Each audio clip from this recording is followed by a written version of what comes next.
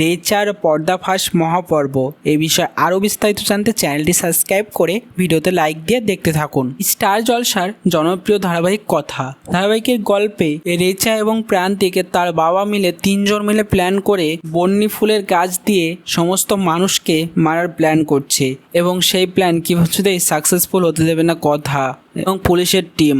তবে রেচা আবার নতুন প্ল্যানে একটা দোল উৎসবে রথযাত্রায় সেখানে আবিরের সঙ্গে পাওয়ার ফ্লাওয়ারের বিষের গন্ধ ছড়িয়ে দিচ্ছে, সেটা আবার মানুষে মেখে অসুস্থ হয়ে পড়ছে। তারপর এভি কথার দেওয়া সেই অনুচিত ধোঁয়া চারিদিকে ছড়িয়ে দেয়, সেই কারণে আবার মানুষ সুস্থ হতে থাকে এবং রেচা তো অবাক হয়ে যায় যে এটা কীভাবে হচ্ছে, সুস্থ হচ্ছে কিভাবে মানুষ। তখনই কথা চলে আসে রেচার কাছে এবং বলতে থাকে তোমার খেলা শেষ রেচা। এরপর রেচাকে অ্যারেস্ট করা হবে এবং তার পুরো টিমকে ধরা হবে। কেমন লাগবে সেটা কমেন্টসে জানিয়ে এখনই সাবস্ক্রাইব করে নাও।